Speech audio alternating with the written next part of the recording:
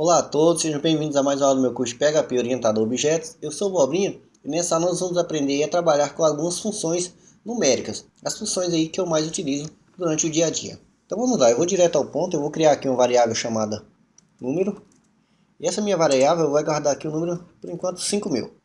Criei a minha variável número e já vou dar um eco aqui em uma função do PHP chamada numberFormat.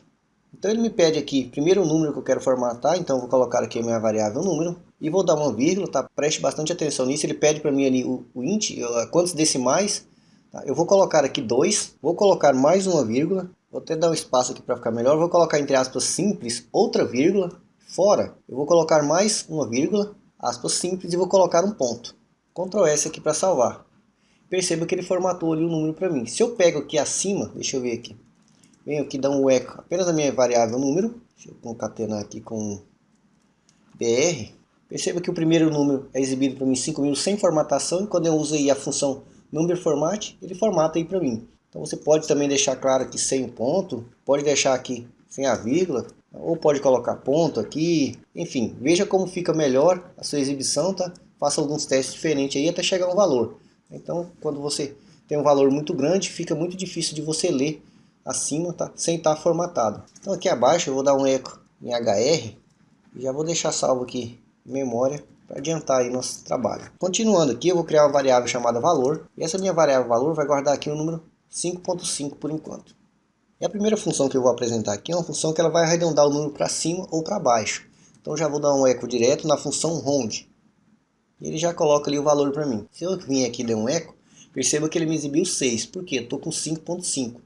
Se eu coloco aqui qualquer número acima, 59, ele vai ficar ali com 6. Se eu coloco um número menor que 5.5, tipo 49, ou qualquer número inferior, ele arredonda para baixo. Então ficou 5. Então, se você tiver necessidade de arredondar o número para cima ou para baixo, você usa aqui a função round, ou round. Deixa eu dar aqui um eco em HR. Temos também aqui a função scale.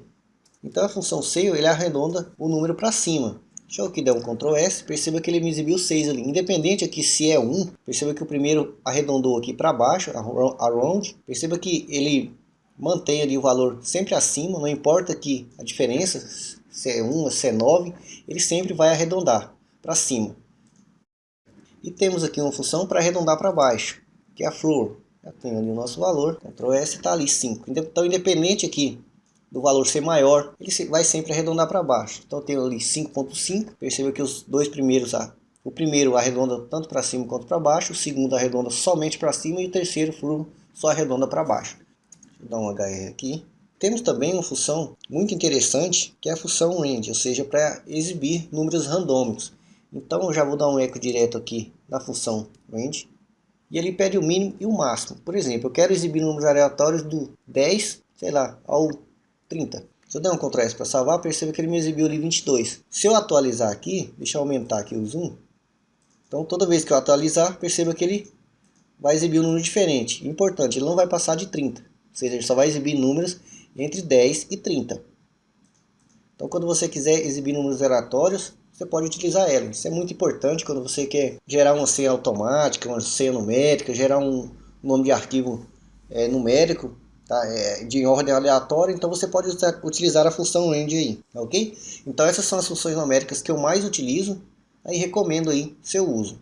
Bom, eu deixei aqui abaixo, deixa eu descer aqui abaixo, alguns exercícios.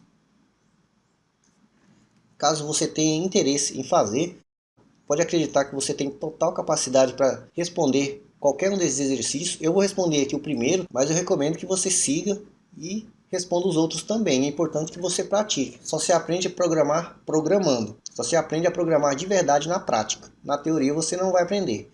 Claro que não é obrigatório, mas se você quiser realmente aprender, tá aí o desafio para você responder esses 3 exercícios aqui. Então vamos lá. Sorteie números aleatórios entre 1 e 20 e verifique se ele é múltiplo de 2, 3 ou 7. Lembrando que cada um pode resolver esses exercícios da sua forma, da sua maneira. Isso é uma coisa fantástica da programação. Cada programador resolve chegar a um resultado, o mesmo resultado, de formas diferentes. Existem inúmeras possibilidades. Eu vou dar aqui a minha solução. Então eu vou criar aqui uma variável sorteio. E essa minha variável, então, vou utilizar a função range. Então ele vai ali do 1 até o 20. Então tenho aqui a minha variável já que vai guardar aí os meus números randômicos. O que eu tenho que fazer agora? Verificar se ele é múltiplo de 2, 3 ou 7. A gente já fez isso inúmeras vezes, então creio que você não vai ter nenhuma dificuldade. Eu vou utilizar o if, mas você pode utilizar aí o switch ou condições ternárias, como você também já sabe. Bom, então se o meu sorteio for módulo de 2 e o resto for 0, significa que ele é múltiplo de 2. Eu vou dar um eco em o número sorteio é múltiplo de 2. Se não, então faça, ou seja, agora se o meu sorteio for módulo de 3 e o resto igual a 0, significa que ele é múltiplo de 3. Então eu venho, deixa eu até copiar aqui, Ctrl C, Ctrl V aqui abaixo, então ele é múltiplo de 3. Se não, então faça. Se o sorteio for módulo de 7 e o resto igual a 0, então o número é múltiplo de 7. E por fim, se não, o número sorteio, vou colocar aqui, não é múltiplo de 2, 3 ou 7. Vou dar aqui um Ctrl S para salvar. Deixa eu dar um eco em HR aqui acima para ele separar o exemplo lá de cima que ficou randômico. Ctrl S para salvar e tá aí. Então o número 10 é múltiplo de 2. Deixa eu atualizar aqui. Continuou. O número 8 é múltiplo de 2. Deixa eu atualizar novamente. O número 13 não é múltiplo de 2, 3 ou 7. E por aí vai. Então cada vez que você atualizar ele vai resolver. Então está resolvido aqui o primeiro problema, tá?